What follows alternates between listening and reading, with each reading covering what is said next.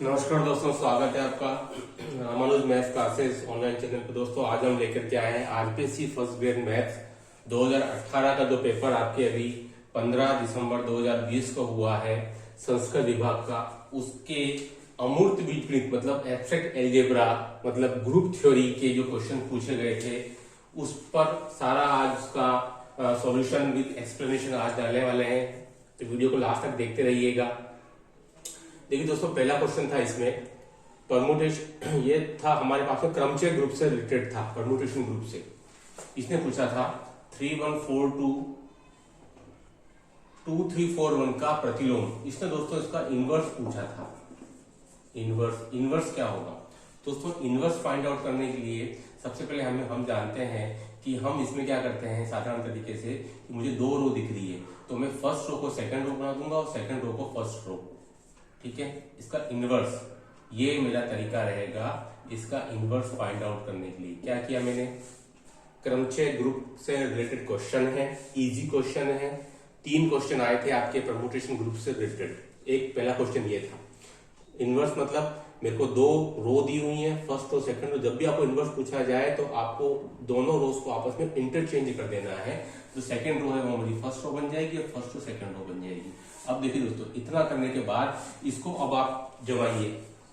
देखिए 2 के नीचे 3 लिखा, इसका मतलब क्या है 2 की इमेज 3 पे जा रही है। 3 के नीचे 1 लिखा, इसका मतलब क्या है 3 की इमेज 1 पे जा रही है। 4 के नीचे 4 लिखा, इसका मतलब दोस्तों क्या है 4 जो एलिमेंट है उसकी इमेज 4 पे जा रही है और जो 1 की इमेज है वो किस पे जा रही है 2 पे जा रही है। ये इसका मतलब हुआ। दोस्तों इसको मैं 1 2 3 4 के रूप में लिख दूं। अब देखिए 1 की इमेज 2 पर मैंने यहाँ लिख दिया, 2 की इमेज 3 पर ये लिख दिया, 3 की इमेज 1 पर लिख दिया, 4 की इमेज 4 पर दोस्तों ये मैंने लिख दिया। तो दोस्तों आप देख सकते हैं ये इसका क्या हो जाएगा, ये इस प्रश्न का उत्तर हो जाएगा। लेकिन ये जो ऑप्शन था वो जो आया है वो उस एबीसीडी में नहीं था। क्यों नहीं था तो यहाँ पर ध्यान देना है। उसने क्या किया था, थोड़ा सा आपको घुमा दिया था कि ये 1 2 3 4 इसको एक ऑर्डर में नहीं लिख करके 2 आगे लिख दिया था, 1 पीछे लिख दिया था, 3 यहाँ था, 4 यहाँ था। उससे कोई फर्क नहीं।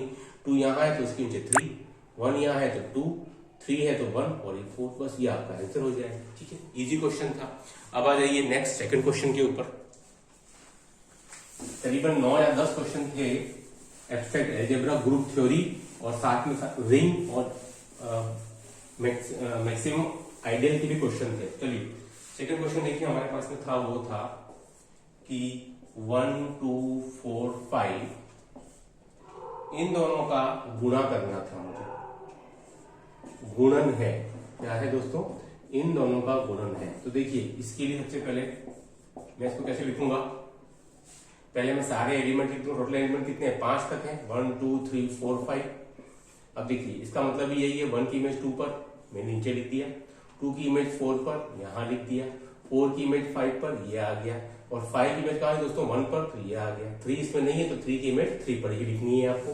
सबसे पहले जब भी आपको इस टाइप से दिया हो परम्यूटेशन ग्रुप तो सबसे पहले इसको आपको रो के फॉर्म में कन्वर्ट कर देने का है। यहां भी आपको एज इट इज लिख देना है 1 2 3 4 5। ठीक है, 3 की इमेज किस पे आ रही है 2 पर, 2 की इमेज किस पे आ रही है 1 पर, 1 की इमेज किस पे आ रही है 5 पर, 5 की इमेज 4 पर और 4 की इमेज 3 पर, ये आ गया। अब देखिए दोस्तों हम गुणा करने जा रहे हैं। ठीक है, गुणा कर रहे हैं तो आप क्या कोशिश करेंगे, ये जो सेकंड रो है एज इट इज रो को आप यहां लिख देंगे, सेकंड रो है उसी को आप यहां लिखेंगे तो कितना आएगा, दैट विल बी 5 1 2 3 4। ठीक है, ये हमने एज इट इज यहां लिखी है। अब आप देखिए यहां लिखने के बाद में अब आप इसको देखिए 5 की इमेज कहां जा रही है 1 पर, ऐसा 1 की इमेज कहां जा रही है 2 पर, 2 की इमेज कहां जा रही है 4 पर, 3 की इमेज कहां जा रही है 3 पर और दोस्तों 4 की इमेज कहां जा रही है 5 पर। इस टाइप से इसको आपको लिख देने का है। फिर ये 1 2 3 4 5 इसमें तो हमने कोई चेंज किया नहीं, ये तो एज इट इज ही है। ठीक है, अब इससे क्या होगा, ये सेकेंड रो और फर्स्ट रो कैंसिल आउट हो जाएगी, हट जाएगी। तो मुझे एज ए रिजल्टेंट क्या मिलेगा 1 2 3 4 5 एंड नाउ 1 2 4 3 और 5। तो देखिए दोस्तों आप 1 की इमेज 1 पर नहीं लिखना है, 2 की इमेज 2 पर ये भी नहीं लिखना है। क्या आएगा 3 की इमेज 4 पर और 4 की इमेज 3 पर क्लोज हो जाएगा, 5 की इमेज 5 पे नहीं लिखना। दोस्तों यही आंसर है। तो इसमें जो खास बात है कि आपको जो 4 ऑप्शन दिए थे दोस्तों वो गलत थे। फाइनल आंसर जो आएगा वो आपका यही वाला आएगा 3 और 4 वाला। चलिए अब आ जाइए तीसरे क्वेश्चन पर, जो कि इस टॉपिक का था, वो भी एक अच्छा क्वेश्चन था। देखिए तीसरा क्वेश्चन था दोस्तों, सममित ग्रुप, सिमेट्रिक ग्रुप से रिलेटेड था कि भाई सममित समूह S5 में पांच क्रम के अवयवों की संख्या कितनी होगी, अवयवों की संख्या। दोस्तों ये एक अच्छा क्वेश्चन है, इसका सॉल्यूशन, ठीक है दोस्तों। इसका हल निकालने के लिए हमारे को क्या काम लेके आएंगे हम, ऐसा इसके लिए फॉर्मूला है, that is NPR divided by R। ये फॉर्मूला आपको काम में लेकर के आना है। यहाँ पर हमारे पास N भी 5 है, ठीक है, और R भी 5 है। क्या करेंगे आप, 5P5 डिवाइडेड बाय 5। हम जानते हैं NPR का फॉर्मूला क्या होता है, फैक्टोरियल 5 माइनस 5 इंटू 1/5।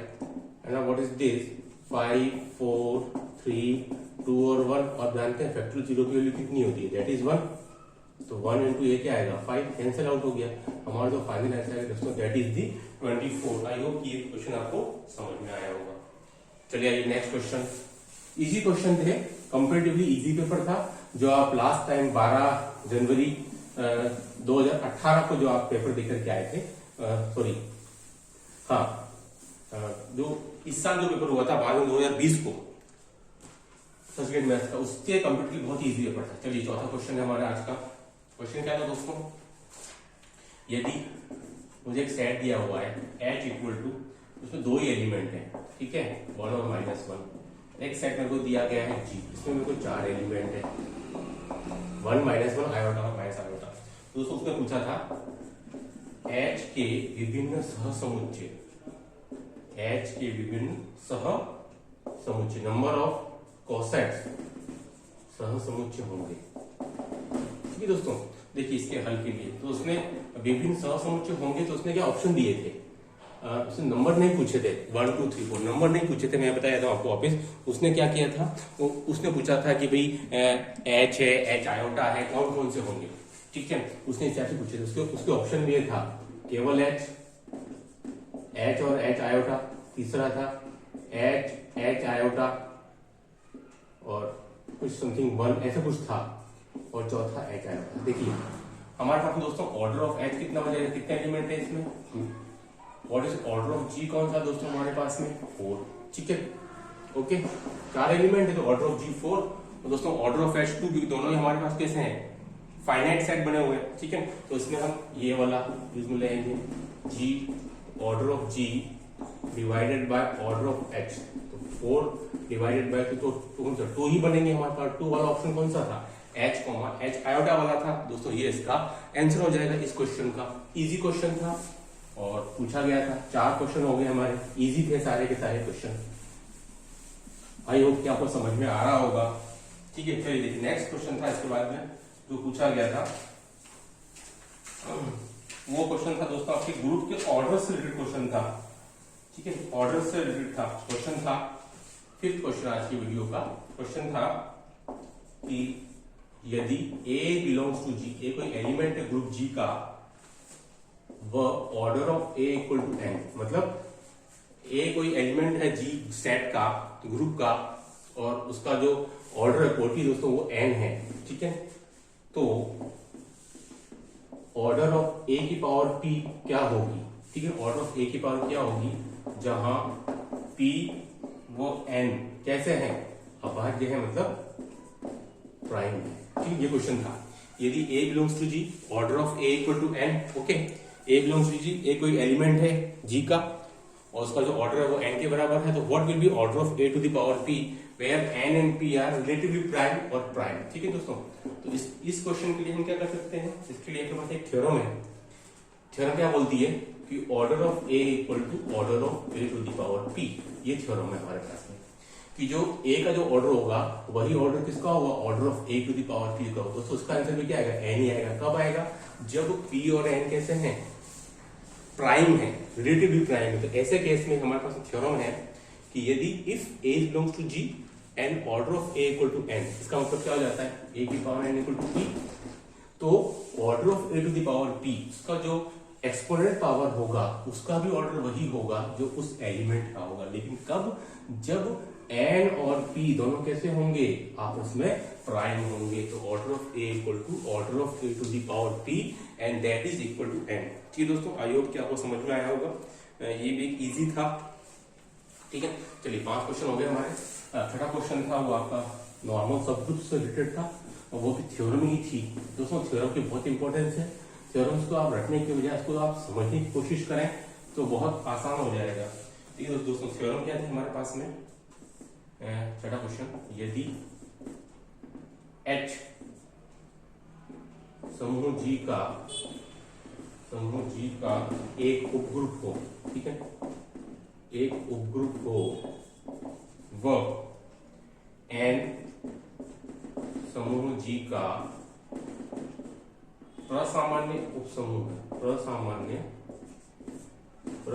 उपग्रुप क्या बोलता है, H G का एक सबग्रुप है और N जो है वो G का एक नॉर्मल सबग्रुप है। इट मींस नॉर्मल सबग्रुप का मतलब क्या होता है, ये वाला साइन आ जाता है।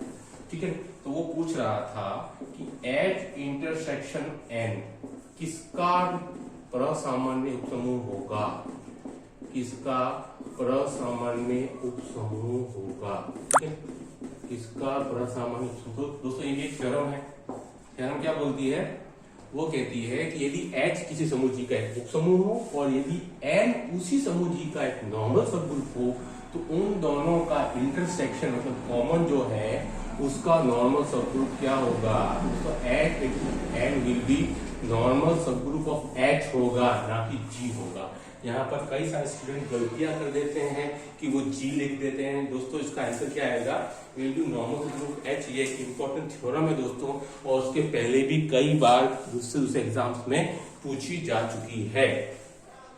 ठीक है दोस्तों, आई होप कि आज जो हमने ये वीडियो बनाया है इसमें 2-3 क्वेश्चन और बाकी वो मैं नेक्स्ट वीडियो में अभी डालूंगा।